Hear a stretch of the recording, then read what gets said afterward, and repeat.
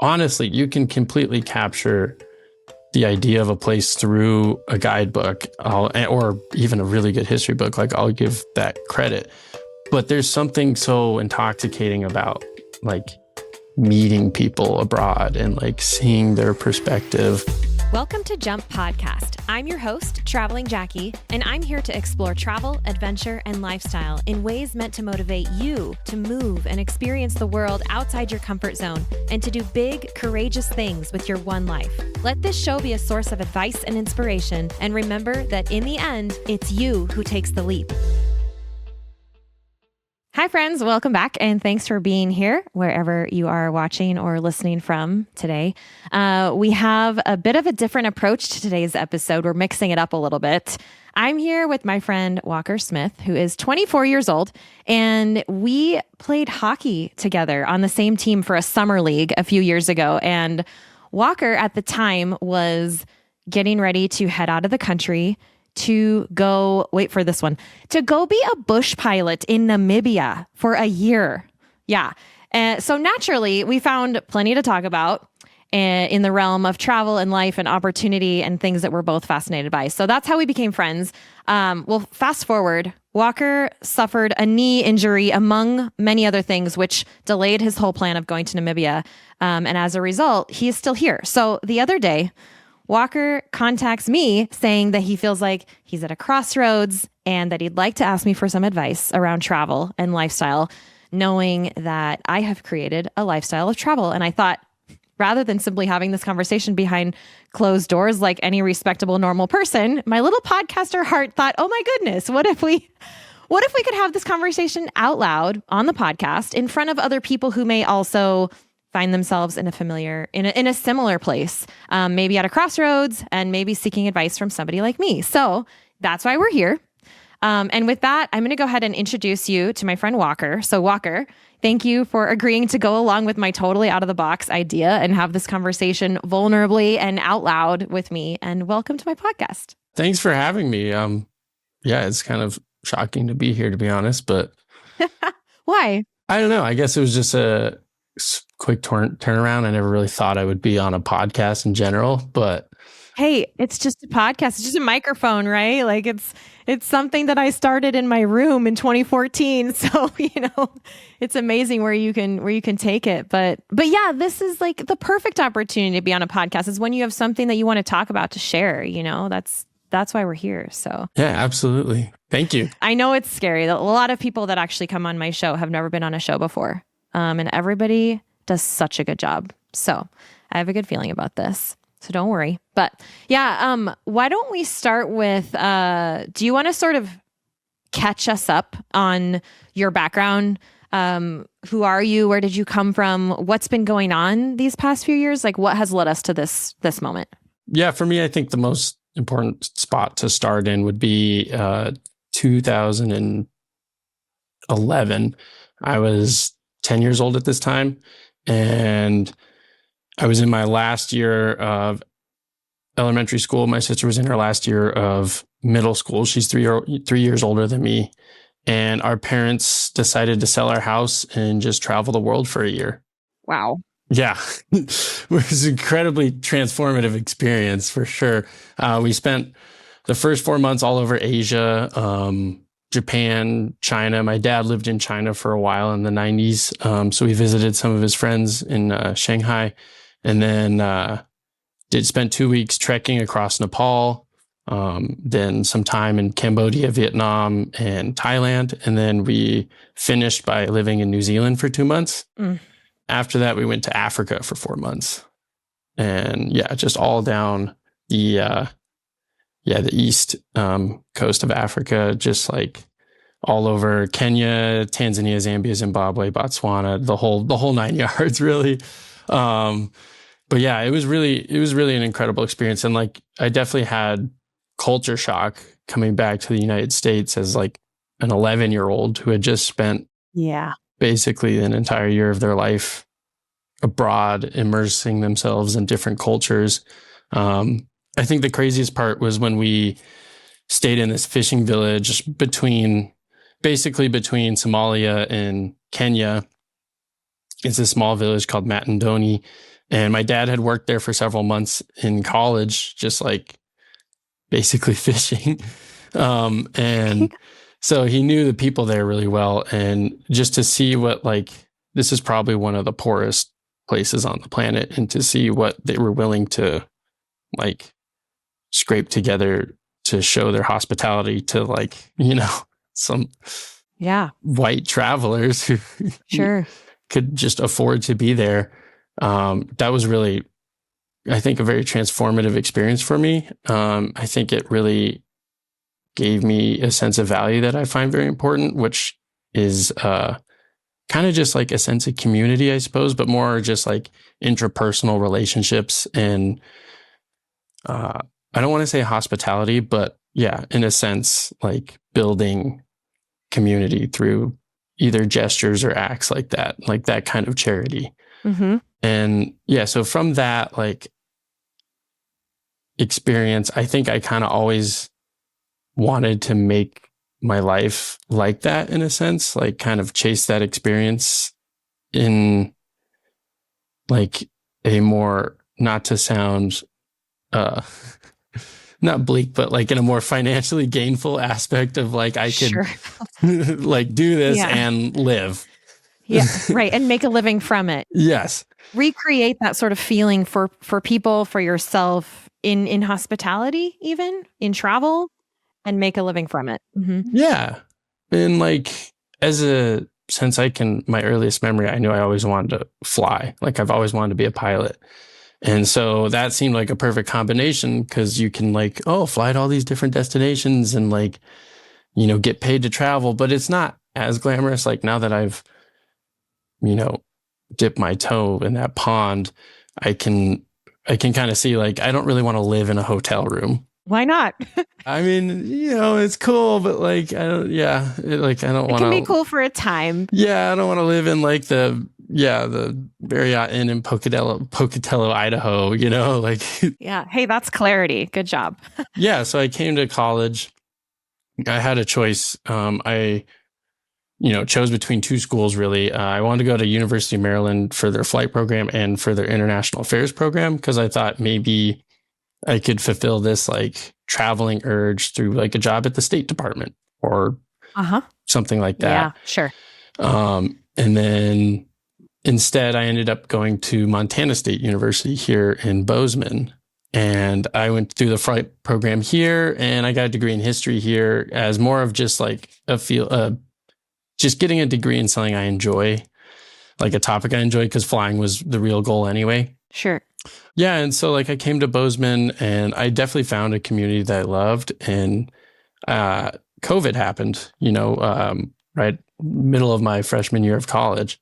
And like, freshman year of college, I wasn't really sure if I want to stay in Bozeman. I wanted to travel. I wanted to go all these places. And then COVID happened, and it was like, no one's ever traveling ever again. The world is shut down. Mm-hmm. And like, since then, like the past 5 years, I've really kind of structured my life towards a more kind of sedentary lifestyle. And it's been really nice. Like I've made, lifelong friends, and I have a really stable home, and, I have a dog now, and, oh no. Yeah. Oh no. Yeah. Yeah. I got a COVID puppy. So like I've had her for 5 years, but yeah. And like, it's been great, but like, especially the past like year and a half, 2 years, I've kind of questioned, like I've kind of forgotten this side of myself that I originally wanted to do and be. And like, I've been traveling personally more. Like I've traveled a lot since that travel year, but it was all kind of just like, I don't know, like a family vacation somewhere or like a school trip. It was never really, I don't know, it didn't feel like I was really immersing myself very much. It kind of just more felt like it was leisure. And and like, I've hadn't really ever traveled alone before. And so last February, I went to Scotland by myself to visit my friend who is going to, school there. And that was very fun, like planning a whole trip by myself and, visiting people and staying with them, and then, going solo. And then obviously this last February, I was in Sweden for a month, and that was really cool too. But I don't know, I feel like I'm trying to find meaning out of it beyond just Like I said, leisure, I suppose. And I know I could probably, like, if I really wanted to, like, have an active service, I could probably do something like join the Peace Corps or something cool, like volunteer, my time like that.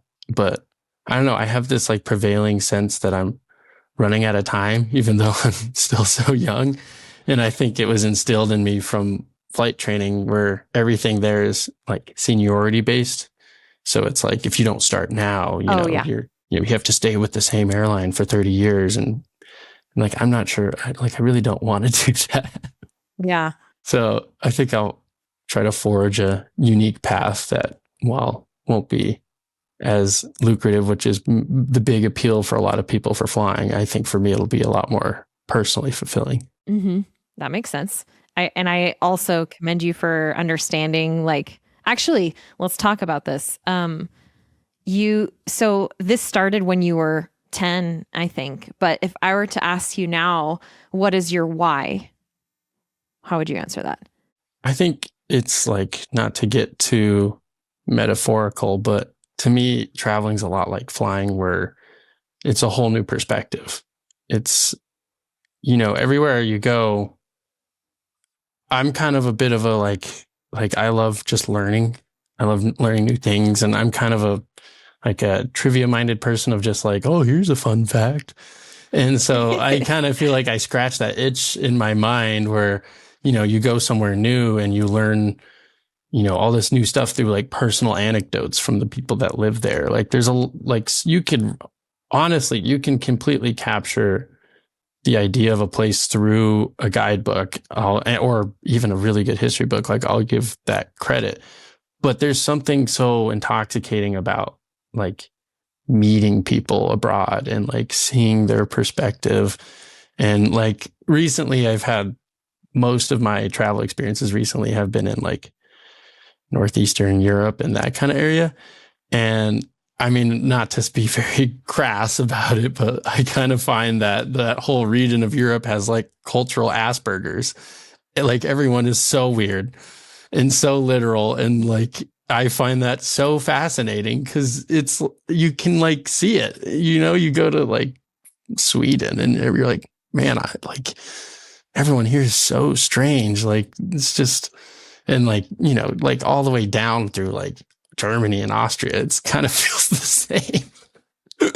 And like this is a strange anecdote, I'm sure, but like, you see that and you learn that, and then you can like, not make inferences, but then you like learn new things, or you read an article and you're like, oh, well, that makes sense. I mean, Germans are like this. And like, I hate to be someone who broadly generalizes things, because like the whole point of getting a new perspective is to like eliminate that mindset. But this is like culturally who we are, how we're raised, like what our society imparts to us. Like this is we're kind of a product of, where we were brought up. And so it does make sense.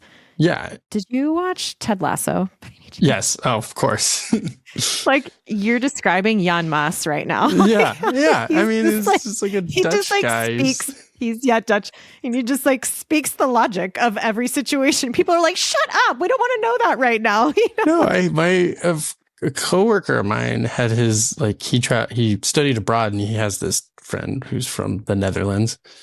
And he came and visited us, and like, he was like, oh, you got to meet him. You look just like him. And like, we're, both tall and have curly hair, but we really don't look alike. Like, he's the Dutch version of me, maybe. And this is the most literal, like, it was crazy because he was like kind of constantly sarcastic too, but also very literal, like very dry, and I was like, this is exactly what I expected you to be like.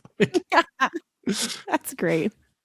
But I love that, like, you getting to know people means that you have an understanding of the place. And I want to go back to kind of how you said right now you're feeling like when you go to places, it's almost like it's too surface level for you. Like, you want it to be a deeper experience. You want to get to know the place and the people and the history and have it be more of an in-depth experience for you instead of just like skimming the surface, right?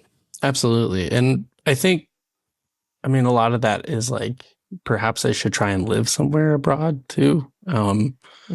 Which is, always been a great desire of mine.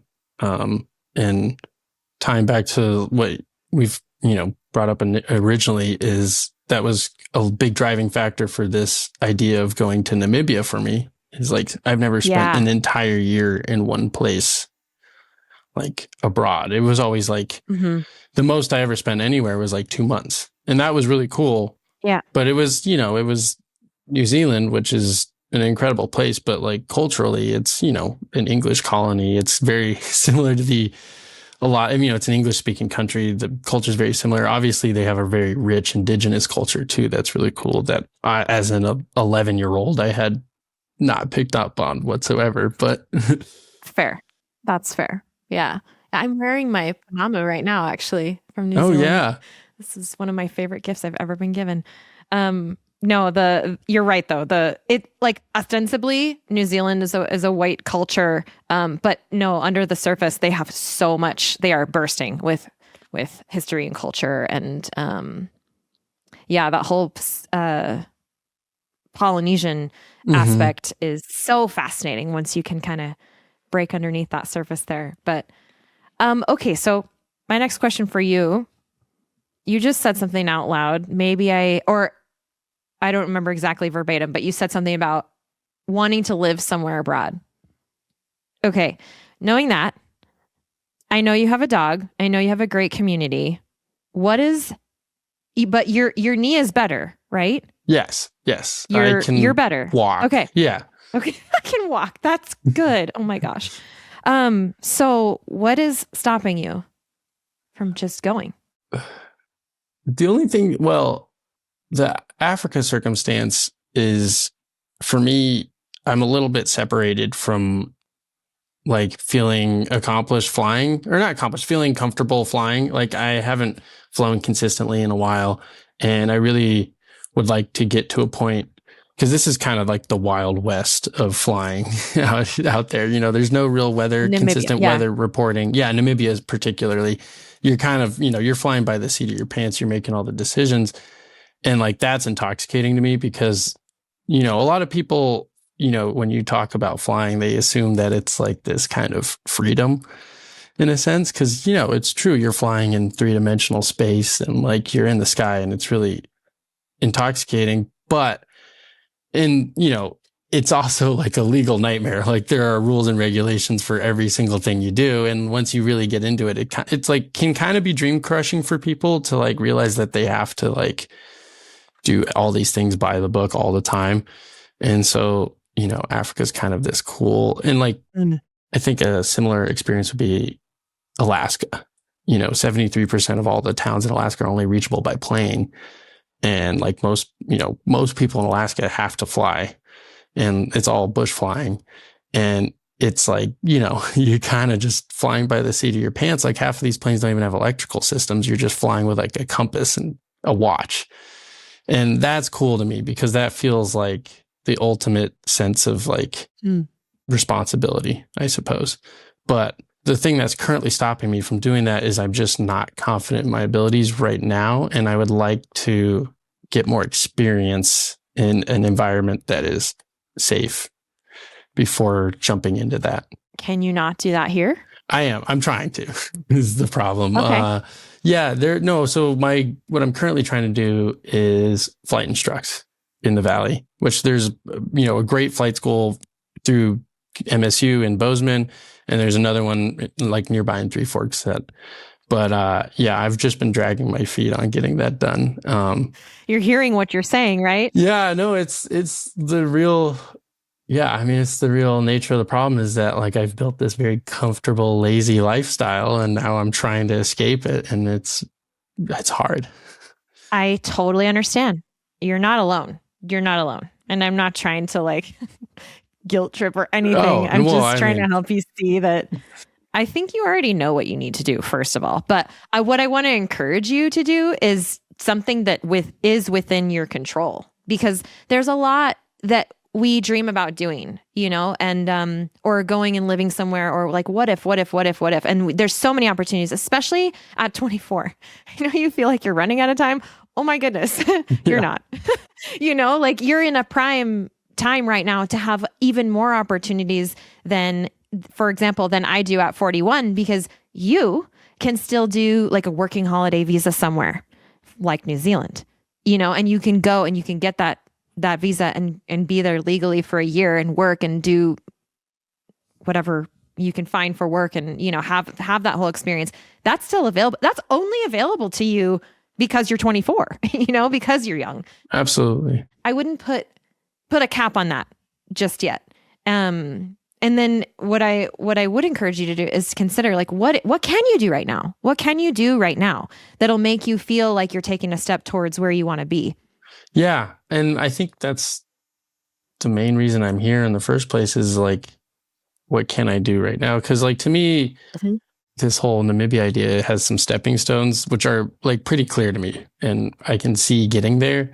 But like, I also have like, it's not just that. Like, I don't want to do that and come back and be like, all right, I did it. Like I can stop now. I can settle down, hang out with my dog. And that's not what's going to happen. Yeah. That's and not like, what's I gonna kind of, happen, though. yeah. But like, I don't know. I just feel like in the meantime too, I'm like, I could just do more. Like, I wish I had a clear picture of like what else is out there in a sense. Like, and I know this isn't really hard to find out, especially today.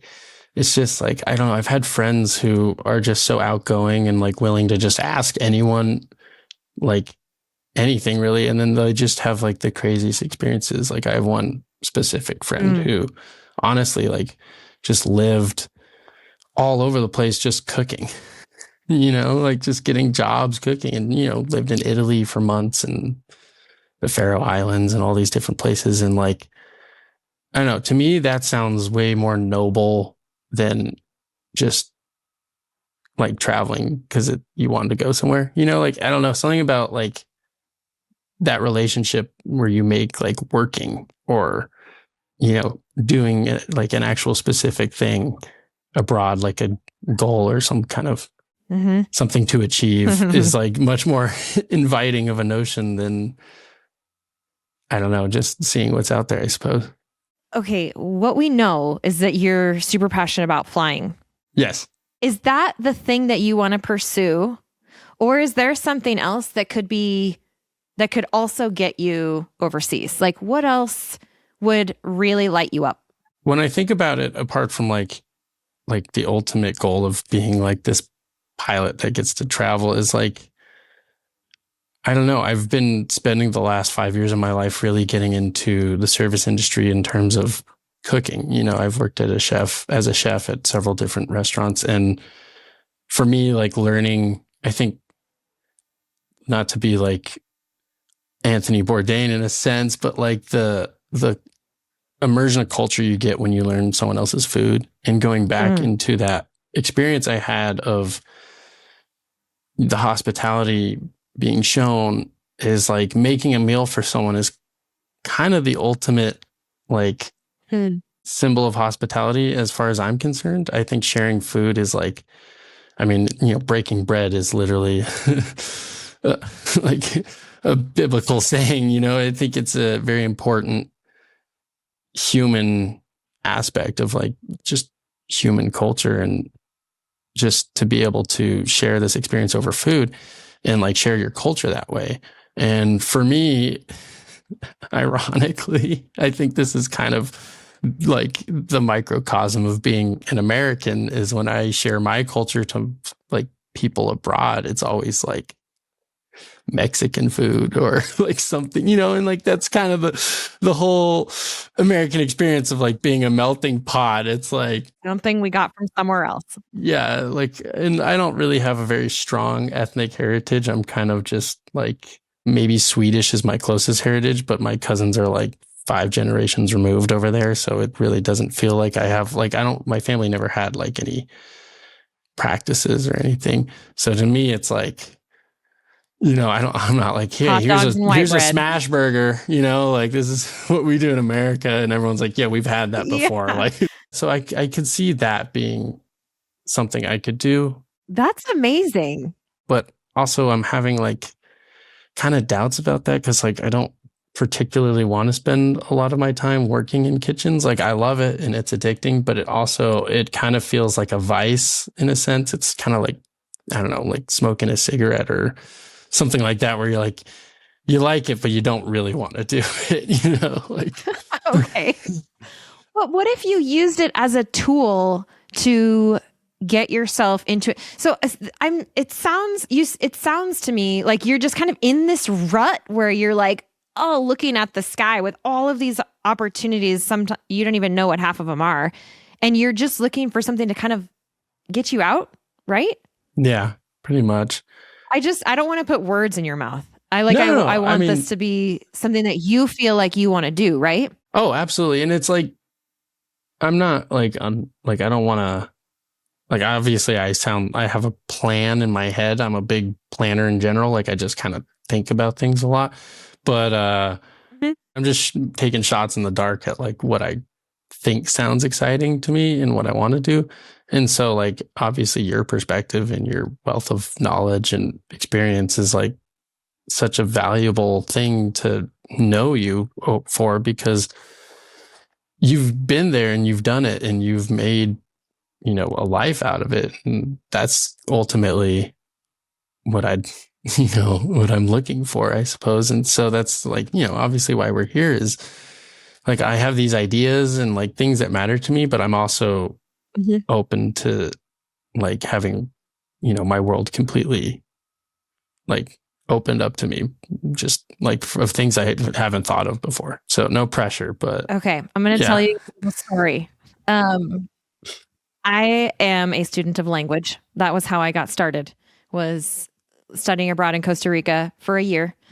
And what happened after that year, which was completely like turned my world, just opened it up. I had no idea how sheltered I was before that, but I kind of became, I don't know, my own person. And that was the first time I moved to Montana.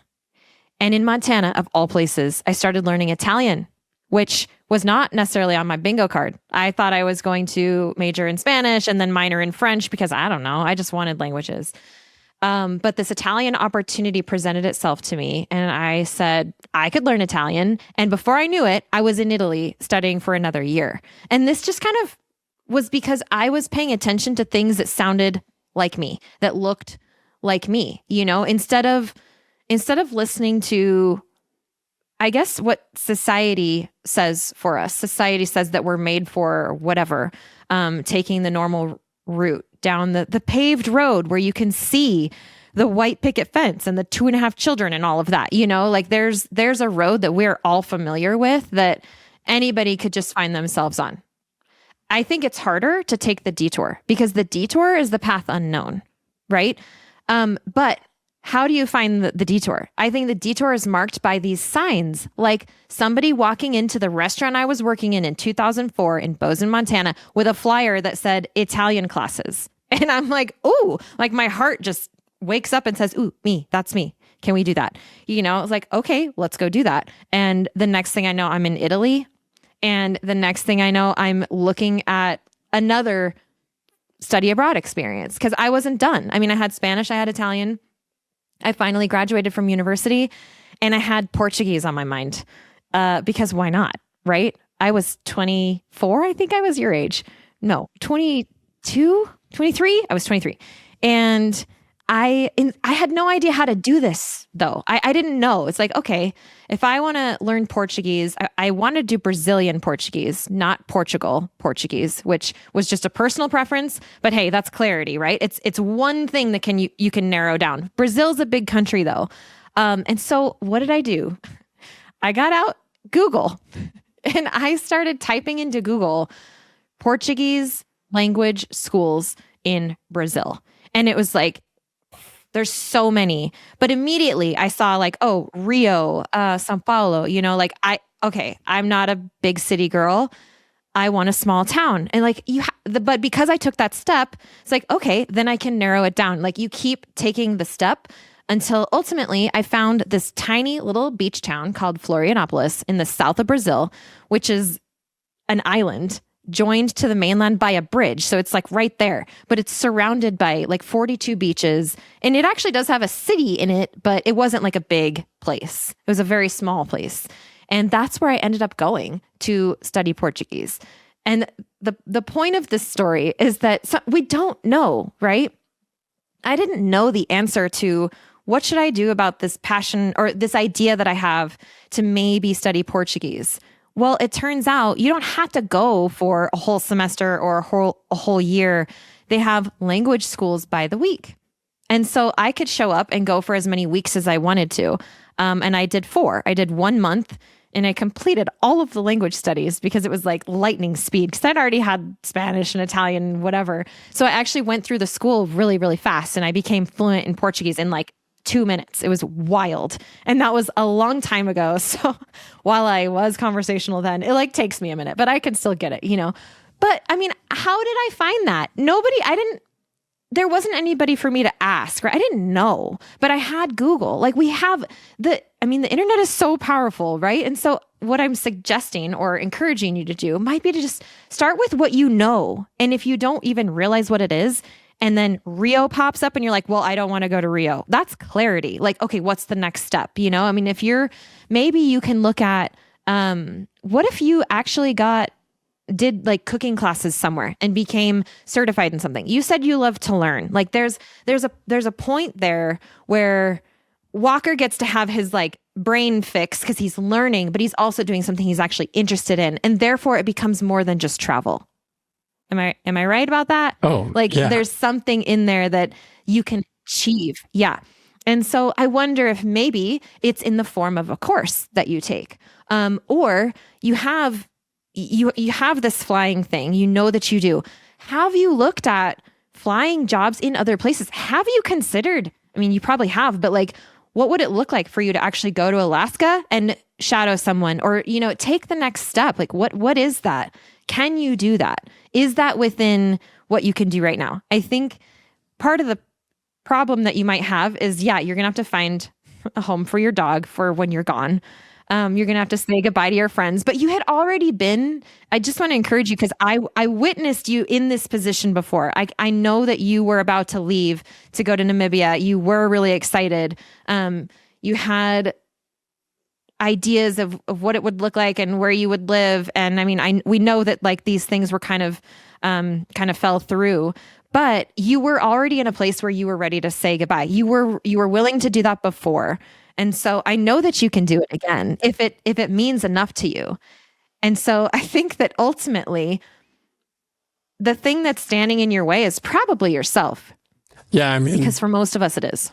It's the story of my life, honestly. It's like I've never regretted anything I've ever done in life. I've only ever regretted things I didn't do or had the opportunity to do and didn't. Oh. And yeah, and like that like hurts. I mean, it's weird. It's really like something easy to like not take personally because you can't know for certain what would have been, you know? So it's like no use in trying to fantasize about like, oh, what would have happened? But it's like yeah, a consistent thing that I want to work on is saying yes to more things. Like I think like when I look back on my life, a lot of the cool things that I did were facilitated for me. And I don't necessarily believe that I would have gone out and seeked that at the time. Obviously not as an 11-year-old, but like, especially in the past 5 years, there's so many things that I'm like, I just particularly am trying to be more open to like just really any experience, honestly. And I don't know, it's been really amazing. Like I really like, it's just like the only hard part is just like getting up and doing it at the end of the day. And like, it's not even that hard really. Like it's always, you know, it's like, you know, you go on this crazy backpacking trip and you're like, yeah, it sucked, but like your brain never remembers the bad parts. You're always just like, oh yeah, that was great. You know, like it was so easy climbing that mountain. Right. It definitely didn't cry the whole time, you know? And so, and like, I think obviously for me, I just needed like more life experience of like knowing that to get comfortable enough to put myself out there. And I'm still trying to do that. I'm still trying to just say yes to more things really. Because I know for a fact I can very easily just be comfortable with where I'm at and like make a very comfortable, very boring life and like settle with that. And I'm trying my hardest, especially right now, not to settle. And yeah, I mean, I think that gets into one of my questions for you is I've never really wanted a family, say. I think a dog is enough, but I've always wanted like a relationship. And like I've always wanted someone who's like, you know, I could travel with, or my best friend, right? And I'm just wondering what that's been like for you. I don't know. I hate doing things alone. I have such a hard time doing like anything by myself. Oh my gosh, Walker. I have so many things going through my head right now. This is a really good question. And I think it's probably a really good question for me. Sorry. I don't mean to. It's okay. Yeah. Give me your dirty laundry. Yeah. No. I know, right? I'm going to start with this. We're going to get to the relationship thing. I promise you, I'm going to get there. But you just said some really, really big things that I want to kind of repeat back to you out loud and bring to the table, because we're getting to see kind of who you are through this. And I see you because I am so similar. I want to use the words comfort zone averse. Like, you understand that you're in your comfort zone right now. You have had experiences in the past where you have been able to step outside of that. And so you know that you can do it. But in the past, a lot of those have been facilitated for you, which is really important to recognize, because I think what you probably need to work on yourself are your own courage muscles.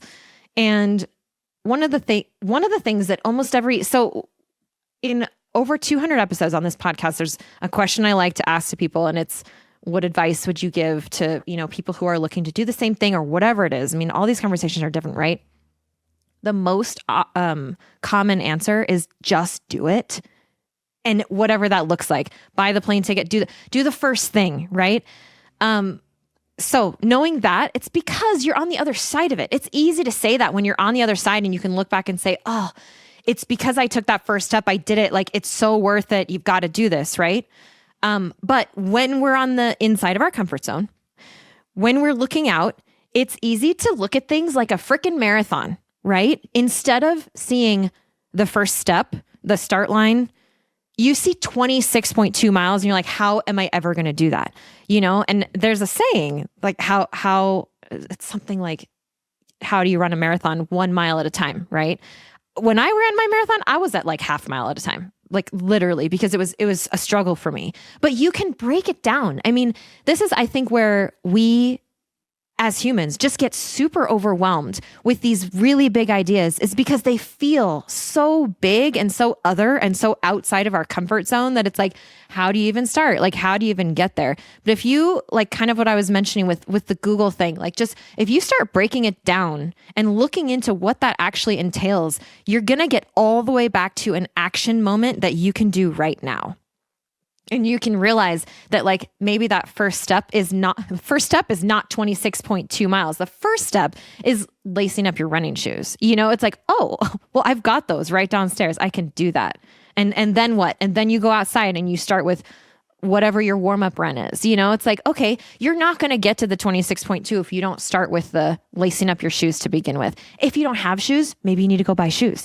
Like, that's where you can just keep breaking down these ideas that feel so big. I mean, one of the things I wanted to definitely put, I think it might already be on your radar, and I already said it once this episode, but like, the idea of going and getting a working holiday visa in New Zealand is such a cool, speaking of regrets, like, I wonder if that's the thing that I might regret in my life. I've thought about this too, is like, now that I've been to New Zealand and it's like the coolest place ever, I'm like, oh man, if only I had tried it when I was young enough to get the working holiday visa, if only I had explored that opportunity. But I wasn't in that place then, and that's okay. I mean, we all have our journeys, right? And there's a reason that I didn't go, but you still can. So you can go do that. No, but so I would just encourage you first to recognize that that's the kind of person that you are. And I think this because of everything that you've just said, and because my inspired self is like seeing you like, oh yeah, like, okay, I get that. Like, you don't want to just settle for the things that light other people up. I get it. Like, we need those people to stay home so they can watch our dogs and water our plants and things while we're going off and doing the things that light us up. But I mean, who are we if we don't show up for the things that light us up? You know, who are we if we don't show up for our gifts, for our talents, for our passions? There's a reason that we have those things, you know? And if that is combined with travel for you, then there's so many opportunities out there that I would say get on Google and just start Googling. Like, what country do you start big? What country do you want to go to? What do opportunities look like in that country? You know, and just like keep breaking it down until you find something that says, oh, I didn't know about that. And maybe you're on this little detour now because that looks like Walker. That sounds like Walker. Like, okay, cool. And maybe it'll lead somewhere. Maybe it won't, but I think you're going to learn something about yourself every step of the way. Are you with me so far? Yeah. I mean, yeah, I've got to be metaphorical again, but I feel like I've I love spent, it. Go ahead. I don't know, I feel like I spent my life like not showing up for myself, you know? Ooh. I don't want to be like, woe is me. I'm such a good friend. Like, I show up for others, but I don't show up for myself. But I feel like it's more of like not applying myself. Like, I have an idea of what I'm capable of. And I'm just kind of like, I just kind of accept getting 3/4 of the way there and being good enough. I want you to get out a blank page of paper and just write down all the things that like light you up. That like, I would love to see a piece of paper like that for you. Not even literally. I mean, for you, like, you don't have to show me. I just mean like, what if you did that and like saw all of these things that maybe that's where you start. And then maybe one of those things speaks louder. Maybe you go through and star or circle some of those things and say, what could, out of all of these things, could I apply any of these to an overseas journey? And what would that look like? And how would I feel? Write it out. Make a pros and cons list. I love pros and cons lists. You know, there's another saying that's coming to my mind that I also really love. It is, I hope I don't butcher this. The day came where the risk to remain tight in a bud was greater than the risk that it took to blossom. And I love that quote because it's easy to stay in the comfort zone, right? It's easy to stay inside where we know, where we're comfortable, where we have our friends and our hockey and our community. It's scarier to detour. It is, because this is where everybody else is too, you know? However, if that's where you live and if that's where you come alive, then you owe it to yourself to go do that. And you also owe it to all of us because your gifts are going to come alive when you go pursue yourself. And that's what we need in this world. We need people who are allowing themselves to get out of their own way so that they can flourish, so that they can bring their gifts to life. Because this is why we have them all. They're unique, you know? Like, there's no way I want to fly people around Namibia, but guess what? We have Walker. Walker's going to go do that for us, you know? Like, that's rad. And meanwhile, like, maybe you don't want to run a podcast, and here we are on mine. There's a reason I'm here doing this. And trust me, it's scary. Every time I get on this mic, I get nervous, you know, and I've been doing this for like 14 years. Like, it's like all of these little steps outside the comfort zone. It's just strengthening your courage muscles. And so you can start so small, but I do believe that from what I'm hearing and what I know about you, that you're only going to be satisfied if you're pushing yourself. And I think that it's a great time when you're 24. It's a great time for you to recognize that you have this potential and you can do this, because this, I think, is a really common age for the people to decide to stay inside, you know, and not go out of the comfort zone and like do the thing and pursue. And that's where the regrets come in. That was not my segue. The regret is not my segue for this, for the record. However, I want to take it to the question. I'll pause and I'll let you speak. I'm sorry. Oh, did you have a question or anything? No, I mean, I appreciate pressure. Like, I don't, you know, it's like I don't tough feel love, right? like you're guilt tripping me, but I appreciate not, I don't know, enforcing my delusions, maybe. Like, yeah, you're fine. You're doing great. You just hang out, have fun. It's okay. The thing is, people can say that to you, but Walker knows, right? You know what it is that you need. You know what it is that you need. And I think that you just need to give yourself permission to be your own North Star, because only you can go accomplish those dreams that only you have. Damn, I should be writing this down. I should be writing down half the things to say. Don't worry, we're recording it. Okay. With all of that said, I would like to answer your question now about the relationship thing. And I mean, answer, I don't know, but explore. We'll explore that question. Okay. Here's what I know about me. I'll speak for myself, and what I have learned is, yeah, it's not easy being a person who wants to accomplish a lot. I'm very driven. I'm really ambitious. I started traveling really young, and so it's intrinsically woven into my very bones. Like, it's in my soul. I can't really exist without going and having those travel experiences. It's like, I always say that it's like muscles. You need to exercise those muscles, otherwise they're going to atrophy, right? And so for me, all these places that I go, all of these lives that I've sort of absorbed into my one experience, they're all like little muscles. And the way that I see it is, I've got to keep exercising those so that I feel strong, so that I feel good, because it's all part of me. It's all part of my body. And that's why I felt incredibly atrophied during COVID. COVID was horrible for me because I wasn't able to do that. I mean, I was getting part of me, which is Montana, hockey, community, sure. But there's so much of me that was missing during that time. And so it's up to me, only me, to figure out what that balance looks like. And when if anybody who's been listening to this show for a long time or following me for a long time knows that I was once married and divorced. I got divorced when I was 30. And when that happened, I went and lived I went nomadic. Like I left everything. I put my stuff in storage. I stored my truck. We had a dog together. I left my dog. I left my partner. Like, I left everything, to go, be by myself in the world. It was kind of a wild choice to leave at that time and go be alone. And you mentioned this earlier. You said, I'm afraid of going alone, or maybe you didn't say afraid, but like, you've never done it alone. Like, that kind of gives you pause, right? That makes you hesitate, the idea of doing things by yourself. I was totally that person once. And I love that I'm saying this with a smile right now, because I know, because I was there for all of my history, that I was totally that person once. I was terrified of like doing it by myself. When I went and studied abroad, I had like, my hand was held because I was in a program, and there were other students there. Like, I wasn't really alone.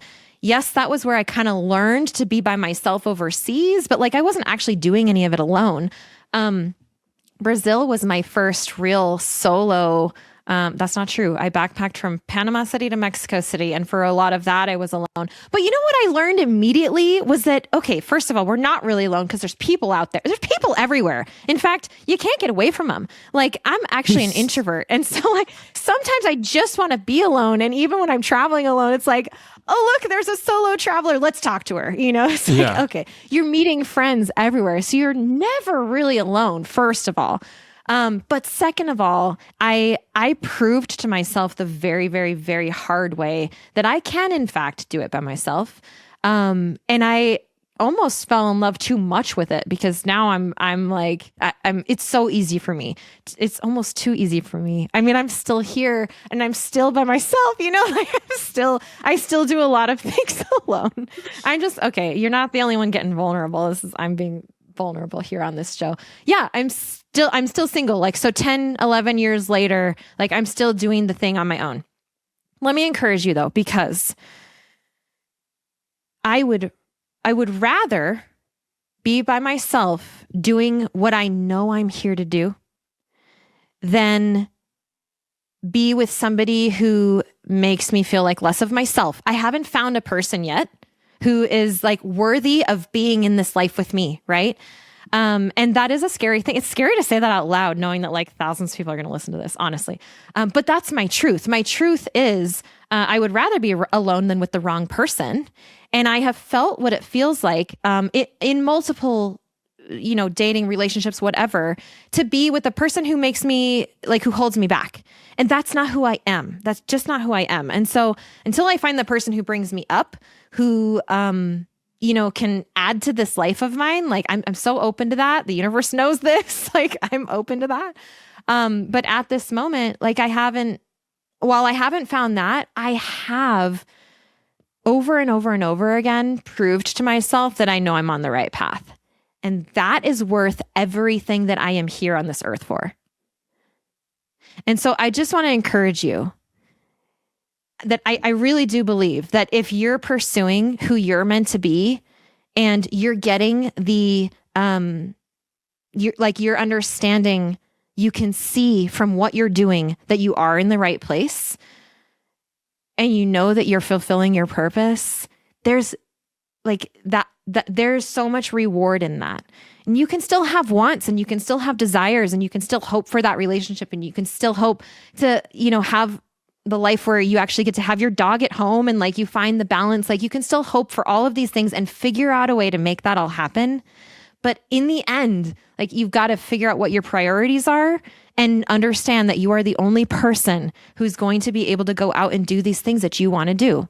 And so are you willing to trade off and let those things go in order to stay comfortable in your community with your dog and hope that maybe somebody's going to walk through that door and like that's going to happen? And then maybe, like everything is an opportunity. You don't know. Like we don't know. That could happen and it could be the best thing you ever decide. Or you could go out and become a bush pilot in Namibia and it could be the best thing that you've ever done for yourself. And that will snowball into the next decision, into the next experience, and then you'll figure out the balance. Like you'll figure it out because you will understand at that point how to listen to yourself and you'll know what you need. And it's okay to change your mind and it's okay to change your place and it's okay to change your lifestyle, like your living situation, everything. Because as you go, this is your life and you're the one deciding this is what I need right now. And I'm going to do this until it doesn't feel right. And then you're going to be called to the next thing. You're going to feel it, I mean, wow. I mean, it's so refreshing hearing you say that you haven't like met the person that deserves to be with you, because I feel like there's such a pervasive aversion to like people having strong personal values right now. Like you just hear someone say something like that and it's like, oh wow, well that person's like very, not egotistical, but I think it's like boundaries, and also personal, like a wealth of personal self-esteem, and like to me it's really refreshing hearing someone like you say that, because I don't know. I think it's like an important thing that people don't recognize as much right now. It's like, having a lot of personal, and I think for me in particular, I've been very, not that I need to be more selfish, but I think I've really, part of my comfort zone has been, being like as available to everyone I know as possible all the time. And I think I need to accept that I need to do, like, I think a lot of the reason I'm staying too is because I have this very strong community that I don't want to leave behind in a sense, or like, I've got, my best friend in the whole world I've lived with for like the past 5 years. And I'm like, well, if I go abroad, he's going to be alone. Like he's not going to live with me anymore. It's like, well, we're both adults and, it's time for him, I guess, to move on with his life too. But yeah, no, I mean, that's just like, I think that's what I needed to hear in terms of accepting what is important to me and not just trying to appease everyone else. Not that I have people to appease, or I don't want to make it sound like I, feel like I owe myself to something, but I think I'm just a people pleaser inherently too. So I have this like habit of like, overextending myself and doing things that like, maybe I don't actually want to do it, but I feel like I am obligated to do it. allow me to remind you about the oxygen mask on the airplane. You got to put your own on first before you can help everybody else, right? Otherwise, you're going to pass out. Yeah. I mean, the hypoxia at 30,000 feet, well, you'll pass out in 5 seconds. Yeah. And I think that people, because a lot of people are service first people. They're not, we want to help other people. We want to do that. But if we don't put that oxygen mask on, then what energy are we using to serve those other people with, And so I wanted to remind you of that. And then also I want to encourage you, because you just said a couple of words that have become a really big part of my story. You mentioned leaving behind your best friend and this community and this life that you have right now. And I used to think of it that way as well.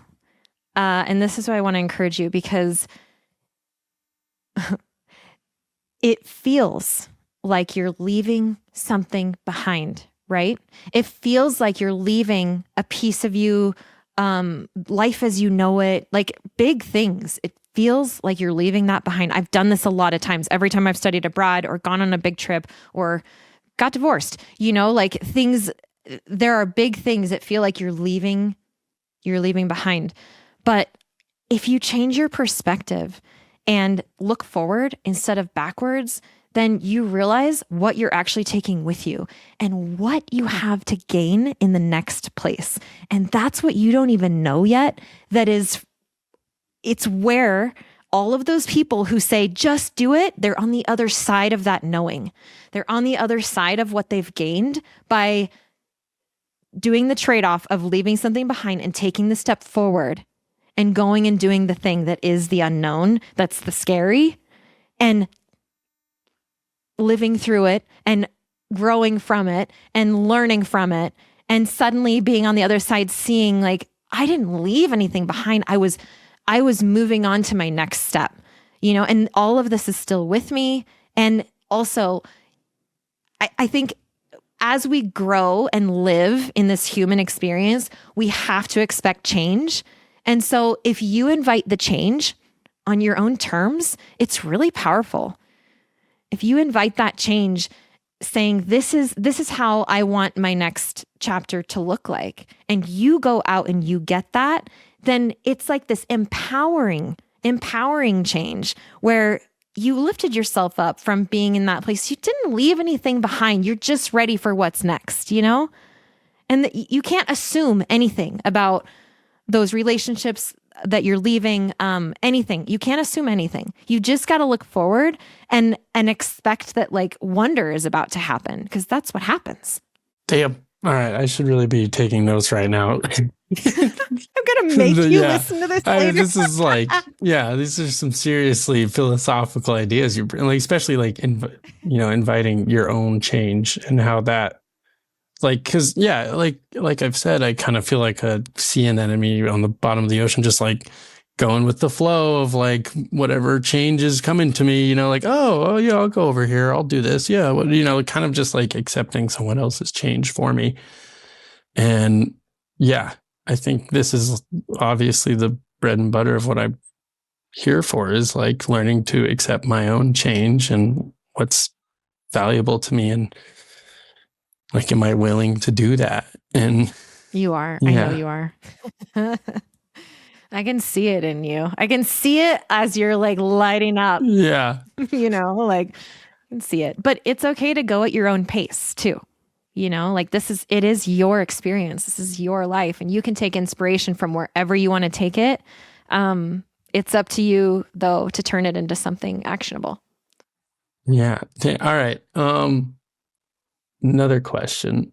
So you've kind of touched on this, but what do you like when did you know, and also what personally to you like makes, like, what's important to you when you're abroad? Like, how do you get value out of what your travels, or like, what do you consider value? And I'm not saying like, obviously, like, oh, like I don't know. I don't mean like in a financial aspect, or like maybe more self-fulfillment, but also like I don't know. It's kind of a tough notion for me to grasp right now in the sense of like, I feel like it's obvious what, some people would value, but I think for you in particular is more what I'm concerned with. Yeah. It's a good question. And it's changed a lot over the years. And there's more than one answer. Like there are a lot of things that I seek. For example, when I was 18 and I first set out to live in Costa Rica for the year, what I wanted out of that experience was to learn Spanish fluently. Like that was my goal. I had one goal and that was it. What I didn't realize and what I also gained from that experience was that I actually really loved being in a foreign culture. I loved feeling like a local. Like I loved speaking the language and being mistaken for local native speaker. That opened up my world big time. I also learned how to dance salsa like a freaking street pro, like I was eating all the food. Like there were so many amazing things that came out of that first experience for me that kind of like everything was so exciting that for a long time, I just wanted more of that. Like, what was it? I wanted language. Like language is still a big thing that lights me up, that makes me feel like I'm getting to know a place, language is a big one. I love food. And so like, I also want to connect to the culture via the food. The people is like an obvious number one to me because it's, the people are what I feel like make a place really part of my story. It's like I've got friends in these places. Like they've got them on speed dial. I can talk to them on a daily basis, and they're all over the world. And it makes the world feel like I feel more of like a global citizen, I guess. And so I also look for friendships and connection with people, which I think transcends like everything in this human experience. Like it's the connection with other people that like make the experience for us, right? That does happen all over the world. You experienced that when you were 10, 11. And so for a long time, it was like, oh yeah, what else can I get from travel that's like, the things that like check everybody's boxes. When I discovered adventure travel too, like I call it that. It's really just like, for me, it's being me, but in another country. So like, I love to get on the trails and to ride my bike and run and hike. And I have yet to play hockey in another country, but that's going to come. Yeah.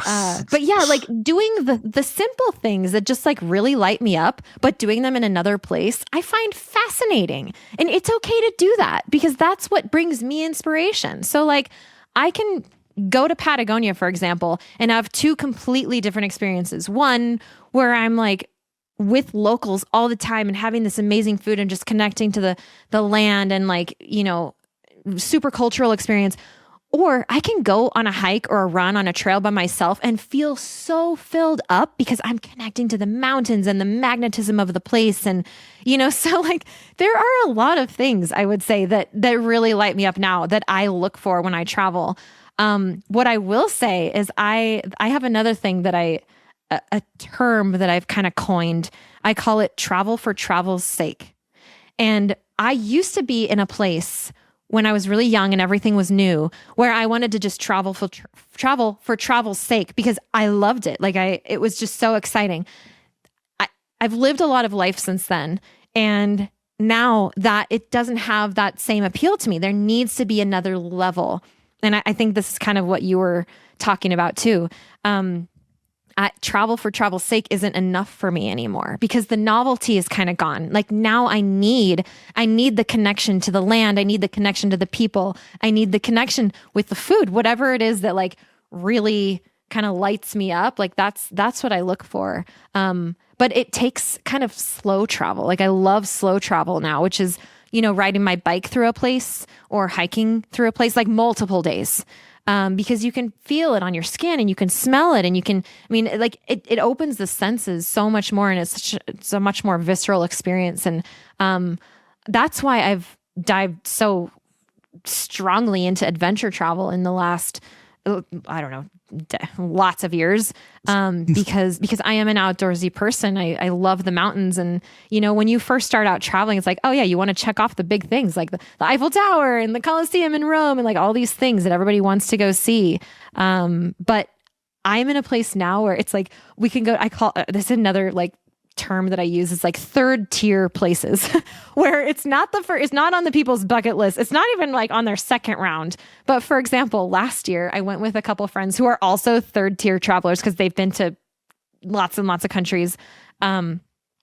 Because we've all been to so many countries, we went to the Baltics, like not the Balkans, the Baltics, like Estonia, Latvia, and Lithuania. And that was such a cool experience because we were there just going to breweries and like talking to people and eating the food and exploring. And like, there were no other tourists there, and those are the things now. It's like, oh man, this is pretty neat. I also, as I work in this industry, I do like to be able to share it. And so it does bring me a lot of joy, even though it's work. It is work. I work a lot when I travel. It's like, I don't know what vacation is. But I do gain a lot out of then, transforming my experience into something that I can share with other people. And so that's another thing that I feel like is valuable while I'm traveling is how do we turn this into an experience that I can share? That was a long answer for your question, but did I answer it? No, absolutely. I really appreciate you describing to how it changed for you. And of course it changes. We change. I feel like that's a part of youth is like seeing what other people have gone through and just wanting to skip the line and get there right away, and not recognizing the personal struggle that requires that, I'm like, I want to learn everyone else's lessons the easy way. It doesn't work that way though. I don't actually believe in that phrase, whatever it is, like learn from other people, learn from other people's lessons. One, that's not real. We have to learn everything the hard way ourselves. Yeah, it's true. But you know what? That's where we grow. Like that's the only way that we actually learn. The only way that you're going to get yourself out of this rut is by being here and being uncomfortable and recognizing that discomfort as an agent of change, like a red flag that says, Walker not happy here. Like Walker needs to go do something. Like what is it going to be? Or Walker is too happy here. In the inverse. Right, on the flip side. Yeah. Mm-hmm. Yeah. Mm-hmm. Like, maybe I should actually do something. You will. Yeah, well. And it's going to be your own story.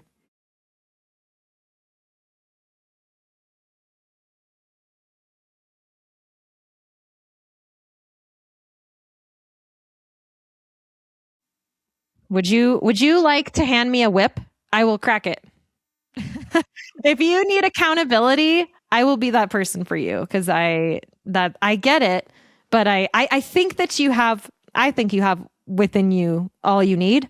But it's not no shame in asking for help, especially accountability sometimes, because we're really good for that. Peers are really good for that. Yeah. Oh my God, I need peers so bad. Like, I mean, I know I thrive in structure, at least academically, but boy, like that's what I was getting at too, is like not being able to do something alone. Like I need that like peer pressure of like someone else to do something with, or like to get my foot out the door, or even to just be like, hold me accountable. Cause it's like so easy for me to just, I don't know. I can just accept things very easily. Like I just, yeah. So many people can though. And I will encourage you with this, just by getting on a plane and going through that portal and coming out somewhere else in the world, it doesn't mean that you've left all of your skills and common sense behind. Like you're still you still got it. You still know what to do. You're going to figure it all out. I mean, you're not with somebody 24/7. There's nobody with you right now. Like you're perfectly fine by yourself. And we're even having a virtual conversation. I mean, it's not the same when you don't have people right there in person to actually give you a hug and have a glass of wine or whatever it is that you need, but you can get through it and you can understand that everything's temporary and all of this is helping you grow and get to the next step. Yeah. I mean, it's like obviously something you think about, but when someone else says it, it means so much more to like actually, yeah, that's just the power of saying things. I mean, that's kind of like half of the power of like talking to a psychiatrist is just saying it and getting it out there. And I think this is my medium. There's power. You're my whip Yeah. cracker and my therapist now. Sorry. All right. Well, let's take it to the next step and make a declaration, because you're being recorded right now. Uh-oh. And I love the power of saying things out loud. I do it all the time. I'm sure my people who've listened to me for years have been like, oh yeah, you never actually did that. I don't know. But I say things out loud all the time because there's a lot of power in speaking our words, even just to ourselves, like even just in my journal, like say the words, put that goal on your vision board, and even if you don't tell anybody, it's there and it's there. But let's make one for you today. Let's end this episode with a Walker declaration. What are you going to do, Walker? Well, I'm probably going to give myself too lofty of a goal here, but I don't know. I've always wanted to learn a foreign language, and I've tried multiple times. And, the Denver public school system has tried and failed for many years of my life to teach me Spanish. I didn't want to learn it. They're like, you're going to learn it. I was like, well, no. But I think it's going to be twofold. I think I want to be fluent. I loved learning German, but I think I want to learn something a little more conducive towards the environment I want to go to. So maybe something like Afrikaans or Swahili. Those languages are so cool to me. Probably Afrikaans because that has more usage. And then maybe I can learn Dutch after that because it's basically the same language. Yep. But sorry, native Afrikaans speakers. I don't mean to besmirch the good name of the world's youngest language, but I'm going to get fluent in a foreign language, and I'm going to go to Namibia by the end of the year. Well, actually, no, by next summer, because that's when the season starts. I can't do it in December. I just got chills. Let's make this achievable. Yeah, let's make it achievable. In a year, end of next summer, in a year. So a year plus change. Okay. I've also wanted to learn Arabic. See, it's pretty lofty. I would consider doing Arabic because then I could spend a couple months around like Turkey and West Asia. I think it's supposed to be called West Asia, not the Middle East anymore. Not to be. I love that. Thank you for saying that out loud. No, it's important. As somebody who speaks 5.5 languages on a good day, you can do that. Who's stopping you? Like, who's actually stopping you from doing these things that you want to do? Who's actually stopping you? There's really nobody. Yeah, I was going to say, there's a political answer to that question, but right. Yeah. Right. But then you can even do this. Like, it's up to you. It is up to you how you use the tools that are around you. So I love that. Thank you for declaring that. Yes, we can all hold you to that. We do need to wrap up because this could just go on.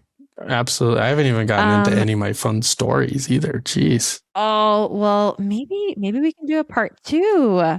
We will do a part 2. 2 years from now. In 2 years. Yes. Yeah. When after you've done the thing and you're in that place of knowing and you're like, oh, I just needed to do it. Oh man, I'm excited for part 2. In the meantime, is it okay if we follow your journey? Are you on any socials anywhere? Yeah, I have Instagram. It's not really like a public thing for me. It's more of just to keep track of people I've met. My only real way of like sharing my experience, is through photography. I like to do film photography. It's more of a new hobby of mine. It's nothing really that fantastic, but, hey, positive words. Come on. Yeah. Well, yeah. This is you we're talking about. Use positive words. So I'll definitely come up with I'll put it on in my Instagram, obviously, but I'll come up with a way to share some of the photos I've taken, especially 2 years from now when I intend to like take my camera with me. Okay, cool. Well, Walker, thank you for, just agreeing to be here and saying yes to this fun idea. I'm so glad that we had this conversation out loud. It was really fun, and I hope it was helpful to you, and I hope it was helpful to you listening out there. Yeah, I can't thank you enough for your time and your grace and your vulnerability right now. This has been such a resource, and I'm definitely gonna this is, you know, I'm definitely going to remember this. And also this is going to be a considerable, I don't want to say turning point, but like, you know, this is going to be a factor for me in the future, certainly. I love it. And it's going to be here for you to revisit if you want to. Absolutely. Well, thank you again. It was great to have you. Thank you.